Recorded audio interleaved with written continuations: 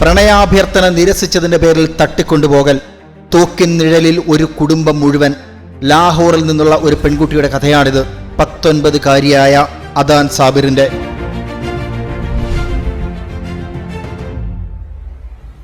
പാകിസ്ഥാനിലെ ന്യൂനപക്ഷ വിഭാഗങ്ങൾ നേരിടുന്ന ക്രൂരമായ പീഡനങ്ങളുടെയും വേട്ടയാടലുകളുടെയും നേർചിത്രമായി മാറിയിരിക്കുന്നു ഈ സംഭവം.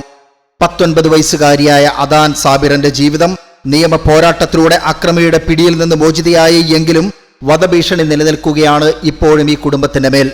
അതുകൊണ്ട് തന്നെ വീട് വിട്ട് ഓരോ സ്ഥലങ്ങളിലും ഒളിവ് ജീവിതം നയിക്കുകയാണിവർ.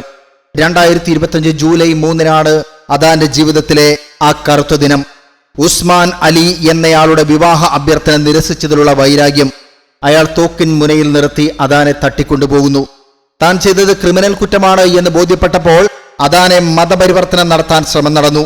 അദാൻ മതം മാറി എന്നും തന്നെ വിവാഹം കഴിച്ചു എന്നുള്ള വ്യാജരേഖകൾ ഇയാൾ ഹാജരാക്കുന്നു. വധഭീഷണി നിലനിൽക്കുന്നതിനാൽ കുടുംബാംഗങ്ങൾക്ക് ആദ്യഘട്ടത്തിൽ കോടതിയിൽ സത്യം വെളിപ്പെടുത്താനാവുന്നില്ല. അതുകൊണ്ട് തന്നെ ആ പെൺകുട്ടിയോട് ഉസ്മാനോടൊപ്പം പോകാൻ കോടതി നിർദ്ദേശിക്കുകയായിരുന്നു. മകൾക്കായി സാബിറിന്റെ കുടുംബം നടത്തിയ ധീരമായ നിയമ പോരാട്ടത്തിനൊടുവിൽ 2025 സെപ്റ്റംബറിൽ ലാഹോർ കോടതി കേസിൽ ഇടപെട്ടു. നിർബന്ധിത മതപരിവർത്തനത്തിന്റെയും ഭീഷണിയുടെയും തെളിവുകൾ ശേഖരിച്ച കോടതി അദാനെ കുടുംബത്തോടൊപ്പം വിട്ടയക്കുന്നു. നവംബർ മാസത്തിൽ തന്നെ വിവാഹമോചന നടപടികൾ പൂർത്തിയാകുന്നു.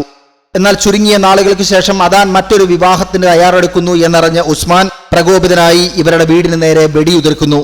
കഴിഞ്ഞ ഏപ്രിൽ 20 ഇത്. അതിനുശേഷം ഓരോ 3 ദിവസങ്ങൾ കൂടുമ്പോഴും ജീവൻ നിലനിർത്തുന്നതിനായി, മകളുടെ സംരക്ഷണത്തിനായി ഈ കുടുംബത്തിന് പലായനം തുടർന്നുകൊണ്ടേയിരിക്കേണ്ടി വരുന്നു. ഓരോ ദിവസങ്ങളിലും രാത്രി ഭയത്തോടെയാണ് ഇവർ കഴിയുന്നത്.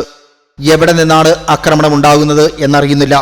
തങ്ങളെ നിരീക്ഷിക്കാനായി ഡിജിറ്റൽ സംവിധാനങ്ങളടക്കം ഉസ്മാൻ ഏർപ്പെടുത്തിയിട്ടുണ്ട് എന്നാണ് ഈ കുടുംബത്തിന്റെ സംശയം.